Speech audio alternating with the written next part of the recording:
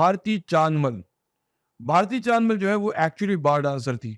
और आपको बता दें कि ये बार डांसर्स जो होती हैं, वो अपने लिए अलग-अलग एक स्यूडोनेम बना लेती हैं और उस स्यूडोनेम से मशहूर होती हैं। मतलब मैंने अपनी किताब डेंजरस माइंड्स के अंदर मैंने लिखा था, तेलगी की स्टोरी जब लिखी थी मैंने, अब्दुल करीम तेलगी जो फेक स्टैम्प रैकेट के अंदर एक बहुत बड़ा मुजरिम था। और मैंने सोचा कभी मुझे करीम तेलगी के ऊपर अगर मुझे मौका मिला तो मैं कुछ कहानी बनाऊँगा। इसने इंडिया में एक पैरेलल इकोनॉमी क्रिएट की थी। मतलब जब लोग जिस ज़माने में फेक करेंसी छापने की बातें करते थे कि हम फेक करेंसी छापेंगे, अब्दुल करीम तेलगी ने उस वक़्त तय किया था कि वो फेक स्टैम्प पेपर बनाएगा। और तकरीबन इसने 20,000 करोड़ का ये स्कैम बनाया था फेक स्टैम्प पेपर को लेकर के। उस वक़्त जब ये कहानी ब्रेक हुई थी तो बहुत छोटे पैमाने की कहानी थी। 1000 करोड़ के उन्होंने स्टैम्प पेपर सीज़ किए पुणे से। बट बाद में जब और सारा कुछ मालूम पड़ा तो मालूम पड़ा कि इसने जो है पूरे इंडिया में बहुत बड़े लेवल पे ये स्कैम चला रखा है। तो मैंने सोचा था कभी इस पे कुछ लिखूँगा, लेकिन मुझे कोई सीरीज़ के लिए लिखने का उसको मौका नहीं पड़ा। तो इसकी कहानी के दरमियान में मैंने लिखा था, जब मैं टोपाज़ बार में एक बार गया था और मैं इस पे रिसर्च कर रहा था, तो टोपाज़ बार में मैंने देखा था कि वहाँ अजीब-ओ-गरीब, यानी वो सारी जो बार डांसर्स दिख रही थी, वो किसी न किसी हीरोइन से उनकी मुशाबिहत थी। यानी उनका उनका फेस कट, उनका जो भी बालों का स्टाइल और जो उनका मेकअप था, वो उस ज़माने की मशहूर हीरोइन से और तारिकाओं से मिलता था। फॉर एग्ज़ाम्पल मैं हैरान रह गया कि एक ही वक़्त कैसे एक बार में मनीषा कोइराला, माधुरी दीक्षित, उर्मिला मातोंडकर और जो दूसरी हीरोइन थी, वो कैसे मुझे एक साथ दिख रही थी।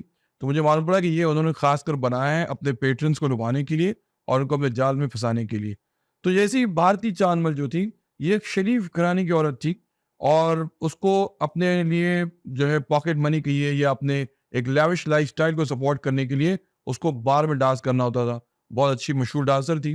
तो ये बार डांसर बन गई और इसने अपना नाम आयशा रख लिया। अब जब ये बार डांसिंग करने लगी तो उसको बार, आपको पता है कि बार में कुछ बहुत आई मीन ज़ाहिरन जो शरीफ लोग होते हैं या अपने को बहुत शरीफ कहते हैं, बार में जाना, जो ऐसा मुझे बहुत मुश्किल लगता है कि बार में शायद शरीफ लोग जाते होंगे। तो उसी दौरान आयशा की मुलाकात एक इवेंट ऑर्गेनाइज़र से हो गई और उसने एक नया चीज़ इंट्रोड्यूस किया, इवेंट डांसिंग का। ये इवेंट डांसिंग के अंदर आयशा जो है वो फँस गई और बाद में फिर आयशा जो है कई मुल्कों का दौरा करने लगी for event dancing, where she was doing this private performance for बहुत से जो दुबई के और अबू धाबी के और जो दूसरे गल्फ कंट्रीज़ के अरब से उन लोगों के लिए। करते-करते उसकी मुलाकात एक शख्स असलम खान से हो गई दुबई में। असलम खान जो है वो दाऊद इब्राहिम के एक साथी आफ्ताब बटकी का दोस्त था और आफ्ताब बटकी जो है वो फेक करेंसी का किंग पिन था। यानी इसको आफ्ताब बटकी के प्रोफाइल और उसके डिस्कशन को हम फिर कभी कर लेंगे अपने। लेकिन आफ्ताब बटकी ने आयशा से कहा कि तुम ये जो इतना सारा हर बार तुम्हें इवेंट डांसिंग करना होती है और परफॉर्मेंस देना पड़ता है और तुमको लोगों को जो अपने मिडल मैन को जो पैसे देना पड़ते हैं, मैं तुम्हें एक ऐसा बिजनेस सिखाता हूँ जहाँ पे तुम खुद अपने बिजनेस की मालकिन होगी और तुम्हें किसी को कमीशन नहीं देना पड़ेगा। देखिए how one thing leads to another. तो आयशा ने पूछा, बिल्कुल मैं इंटरेस्टेड हूँ, बताइए मुझे क्या करना चाहिए और I want to make all the money, मैं सारे के सारे पैसे खुद रखना चाहती हूँ और मैं खुद अपने पैसों की मालकिन बनना चाहती हूँ। ये बीच में मिडल मैन बहुत से मेरे पैसे ले जाते हैं। तब आफ्ताब बटकी ने इसको समझाया कि तुम्हें इंडिया की फेक करेंसी जो है वो स्मगल करना चाहिए यहाँ से वहाँ।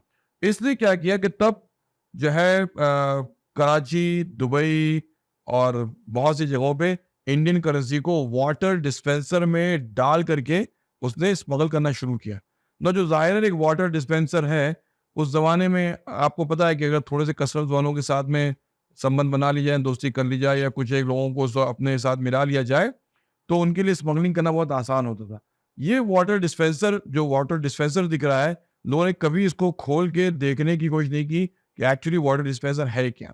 इस तरह से उसने उस वाटर डिस्पेंसर के अंदर लाखों रुपए के फेक करेंसी की स्मगलिंग शुरू की, या इवन जेन्युइन करेंसी की भी, जो उसने यहाँ से वहाँ जो है करना शुरू की। और कहते हैं कि उसने शायद कुछ ही अरसे में करोड़ रुपए बना लिए और उसका नेटवर्क बहुत सॉलिड था। ये तो जब कस्टम्स के कुछ लोगों ने सोचा कि ये इसके पासपोर्ट पे ये इतना ज़्यादा ट्रिप क्या कर रही है, ट्रैवल क्या मार रही है और हर बार ये वाटर डिस्पेंसर क्यों कैरी कर रही है और हर बार इसके अंदर वाटर डिस्पेंसर क्यों होता है और ये वाटर डिस्पेंसर अलग से ही मंगा रही है, क्यों हो रहा है?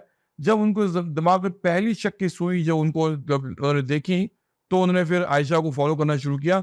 एंड फाइनली एक वाटर डिस्पेंसर जब खोला गया, तो उसमें उनको देखा कि इतनी बड़ी करेंसी इस तादाद उनको मिली है, और तब जाके भारतीय चांदमल एलायंस आयशा जो है वो बेनकाब हुई और वो पकड़ी गई, और उसके बाद में वो गिरफ्तार हुई।